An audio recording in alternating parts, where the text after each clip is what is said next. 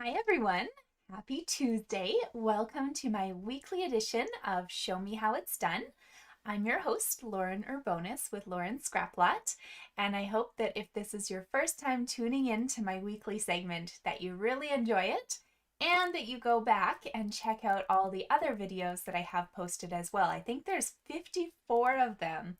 I do a video every week showing you something fun that I hope you can replicate with some of your own supplies, or if you need anything, I am in Canada and you can shop online. My website's listed at the bottom of the page here, laurenurbonus.stampinup.net. So all the supplies that I'm showing you today are from the Stampin' Up! Painted Christmas Suite. So this guy unfortunately is retiring. It will be available while supplies last until January 4th. So if you like it, if you've seen other projects that I've made with it, make sure to grab it, especially the paper, because it's so cute.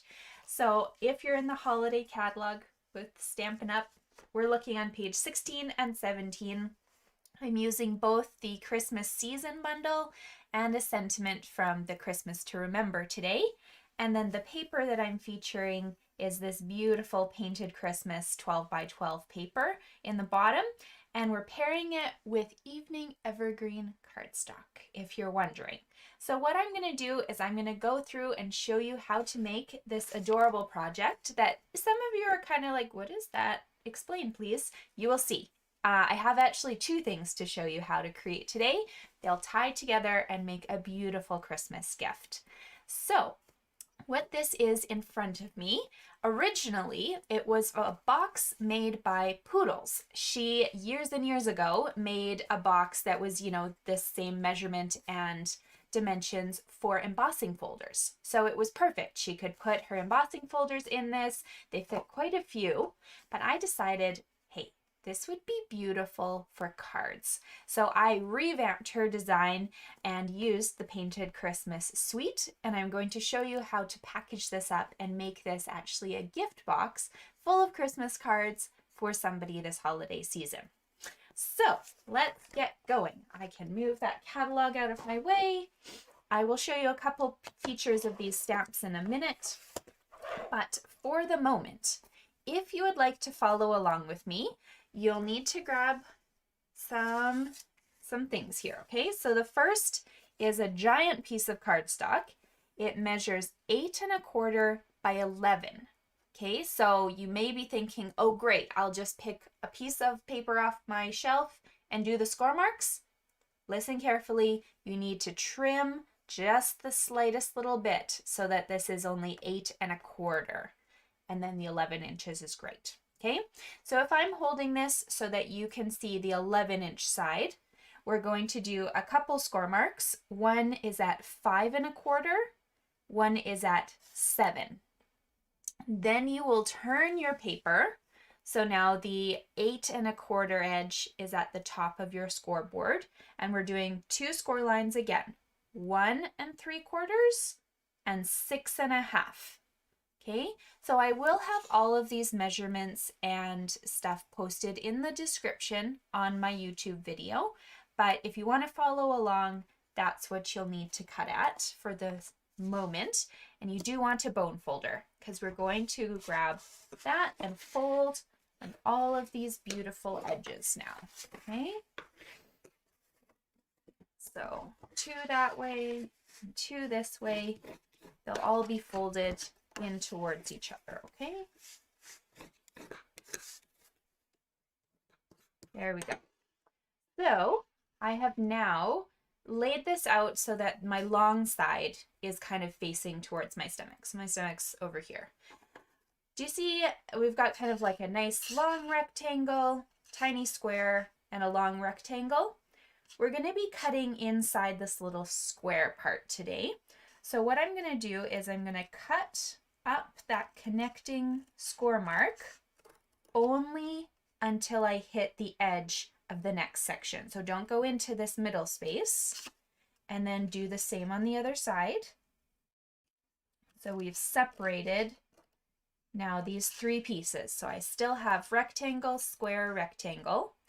Now, when I fold my boxes, I like to make sure that I have edges that don't bump up against each other. So what I do is I'm just going to make the tiniest little kind of angled cut. It almost looks like a tiny triangle, I guess, if you will, but that is getting cut out of this square part. I'm not touching either of the rectangle pieces to do that. I'm just cutting this little triangle out of the square portion. And if you don't want to do this, you don't have to. You just may end up with kind of a weird edge somewhere that kind of bumps into each other. So I do suggest doing this. So once you have one side done, the easy thing is we're just going to flip this over and do the exact same thing on the other side. Okay, so cutting right up that scored line, 1 and 2. And then once again, making sure you're only cutting out triangles from this square portion. Cut 1 and cut 2. Okay, so there we go. So this is the basis of the box. So if you're now turning it so that the biggest section, you can see there's two different, hopefully you can see, there's two different sizes of sections. One is kind of small, one's a full space. Put the largest one up at the top because that is going to be the back of your box here. And it's just the easiest for you to visualize with at the moment. So before I even add any adhesive, let me just show you how the box would fold. So these two little flaps would fold up, and these long pieces would attach to them, okay? And that's going to make the nice back of your box. So I'll show you how to do the adhesive in a sec, but to finish the image, this front part would now just hug the entire box, like so, okay? So what we're going to do is these little panels here that would be hugging the box, we'll just flip them down for a moment, and we're going to put adhesive on their sides. We won't do anything in this middle section, just these two panels that hug around. Okay, so I'm going to use tape so it's really easy for you to see, and please feel free to use seal or double-sided tape or glue, whatever you are a master of. It's up to you. Okay, I like this because I can also tear it. It's great. Okay, and then while I'm adding my adhesive, because I still have to take the backings off, I'm going to put adhesive on my flaps. So when this is in front of me, you'll see that I've put adhesive on these two when they're lying down. These two, you need to fold down and put adhesive in this folded space, okay? So I'm just gonna cut a couple pieces for that. Okay, so remember, do not match these two sections. Fold this one down, put adhesive on the back of it, fold the other side down, and put adhesive on the back of that, okay? Like so. You can take your pieces off one at a time, or you can do it all at once, but I think I'm just gonna do my two flaps for the moment. And if we move this up for you, just keep in mind, they will match up perfectly with that side piece. And I like to just stand the side piece up because it gives me the desk as a really solid surface to make my base with. Okay, so there's the base of my box. It looks great, like so.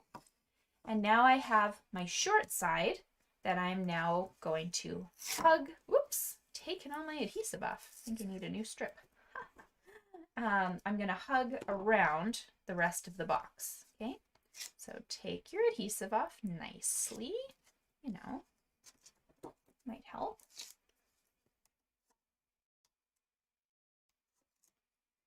And you can either lie this down or keep it standing, whatever you prefer, but maybe you can see better if I keep it standing. So I'll just kind of fold it, and then one side gently hugs around, the other side gently hugs around. And then what I like to do is I just put it flat on my desk and I rub my bone folder in here, and that will flatten the adhesive onto my paper. Okay, so once again, using the desk as a hard surface and the bone folder to get the adhesive to match, here is the base of my box.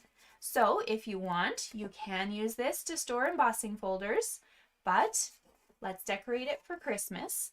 I'm going to bring in a sheet of designer series paper from the Painted Christmas, so that I'm choosing a different one here. Okay, you can choose either side that you want. This is going to measure 3 3/4 by 4.5. Okay, and it's going to get added right to the front of your box with any sort of flat adhesive that you want. Okay.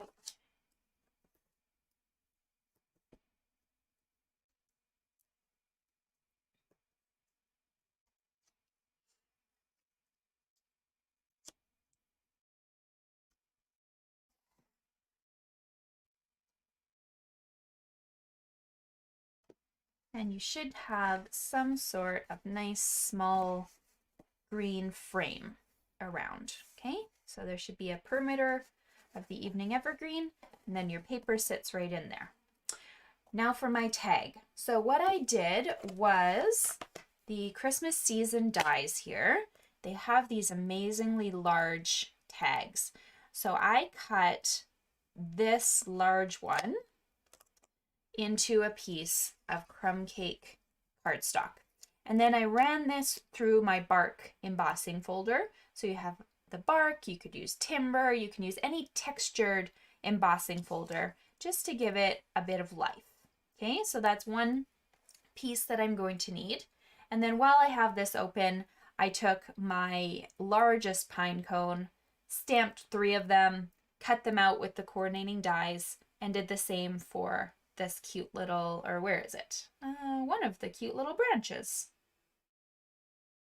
Where are you? Blind. Maybe, oh, there we go. This guy right here. Use this little branch, and I cut him out 6 times, okay, because I wanted to have those in clusters of 2. So if you're wondering about ink colors, I stamped on basic white, and then for my pine cones here, I stamped the light color in soft suede and the dark in evening, or in early espresso. My leaves are all in evening evergreen. Okay, so to assemble this, let's start with our base, our tag. He is going to get popped up with a ton of dimensionals. Okay, don't be stingy on this one because you want it to be very, very sturdy.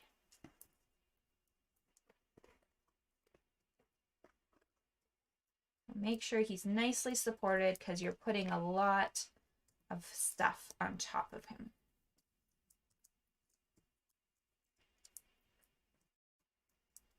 There we go. And this will go right in the middle of this space here. Once again, just reach your hand in, make sure that's all attached.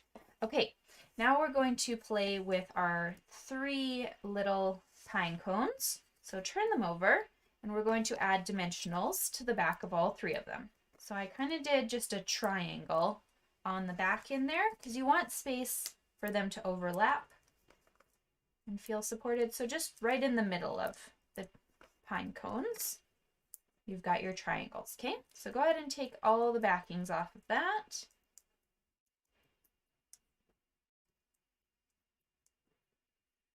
And wherever you want to start, go ahead. I'm going to start with one facing the top left.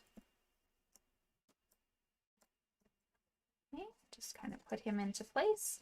And then the other 2, it's up to you. You can kind of do them at the same time, or you can do them one at a time. But this one is kind of facing now towards the right. And then this last one can face down towards the bottom left. So you just want them overlapping one another in kind of a cluster. So as you can see, it looks kind of plain without me adding anything else. So some options for you would be to cut out some of these different shapes. You could do the ones with the berries, but I just wanted to go with the plain and simple pine boughs. So what I'm going to do is I'm just going to take 2 of them at the same time here. And you can actually just connect them together with a glue dot. So put a glue dot on top of one here, connect them together just so that you've got a really nice angle. And then you can do one last glue dot and tuck them into an empty space. Okay, so these ones aren't on dimensionals because we want the pine cones to be kind of the life of the party. So once again, connecting those 2 however you'd like, and then putting one more glue dot and tucking them into this space. And third and final set. I really like the glue dots because all I do is I take my paper, put it right on the dot that's on the roll, and pull it off. Very, very simple to use. Okay, there we go. So there is our box. It's very beautiful, and if you'd like, you can grab a stack of cards and envelopes and put them inside. So I just grabbed a bunch of cards. I'll show them to you, but these are mostly ones I've posted. I think I've posted them all on Instagram, or we've done a video with them as well. Okay, so these are just some of the ones from the holiday season that I've played with. And I'm just going to wrap them up and make a nice gift box. And you can see a lot of them have dimension to them. So when I say 10, it's 10 with like all of these different layers. Like this has so much dimension to it. If you have really flat cards, you could probably fit about 20. So it's completely up to you, but most of us use dimensionals like crazy. And it's a great way for you just to kind of package them nicely into a box. Okay, so let's put those in here. And now how to package them. So I went and I grabbed a bunch of cellophane bags. You can get these at any dollar store, or I went to Eddie's Hang Up Display if you're here in Edmonton. They have fun patterns on them. So I'm going to stick this inside my little cello bag, like so. And then we're going to tie up the top. Now, let's say we're tying up the top with, you know, a beautiful string of our cherry cobbler and gold ribbon, for instance. We could do that. But maybe, just maybe, you want a little tag to add to your package. So let me show you how to make a tag. Okay, I'm going to move that.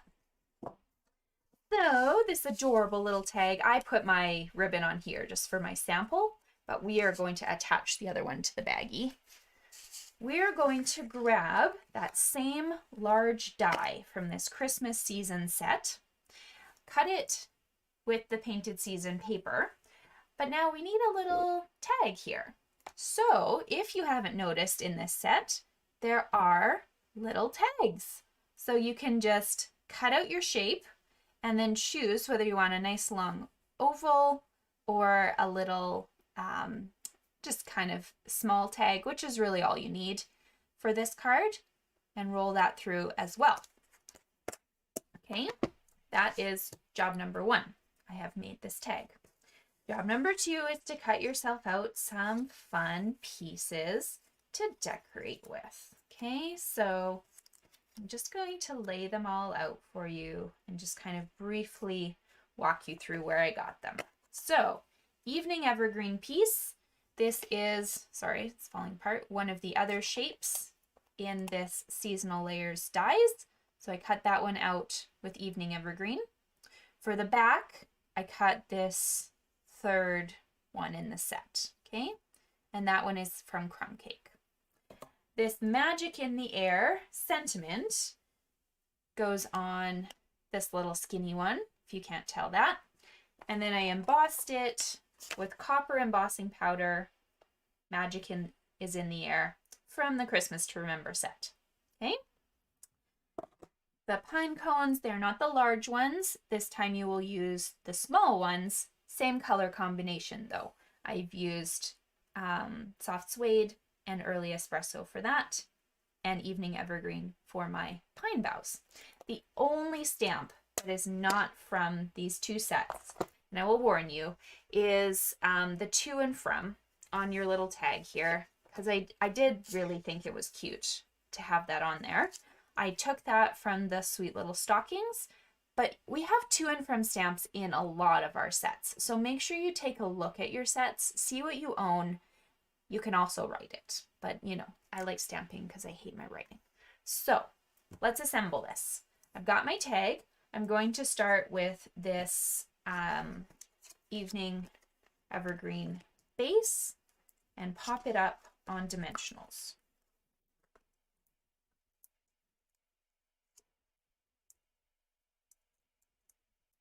And instead of putting it sideways, I'm putting the rounded edges towards the top. Okay.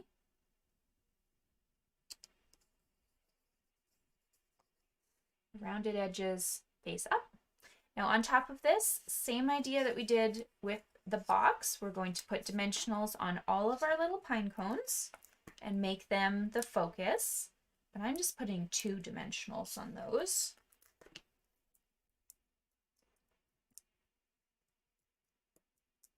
We want to make sure they're nicely in place first. So again, add them on any way you want. So 1 on the top, 1 facing towards the bottom, and 1 facing towards the left is how I liked to do it, kind of like a little triangle. These pine boughs, I'm once again just going to attach with a very simple glue dot. And they should tuck right into here. You can kind of push them in a little bit more because they're long. They're built for the large ones and the small pine cones. So 1, 2, and 3, like so. And then our little sentiment, because you know you are so quick and you've embossed this already, we're going to pop up on dimensionals. Just put 3 across the whole thing, so that it's nicely balanced. And I'm putting this right in the center of my space right here. Okay. Now, because I wanted a to and from on the back, I'm going to turn this over and attach this. You may want to fill this in before you attach it because it is a little tricky to write on with the uneven surface of the dimensionals here. So I'm also popping that up on dimensionals just because I want to.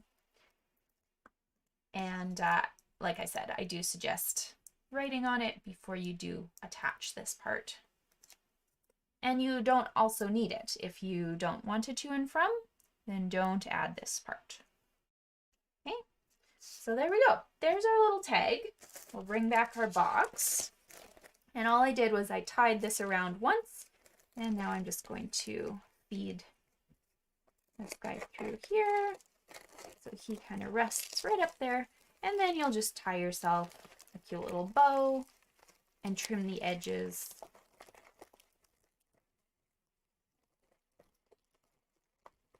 Okay, so there we go.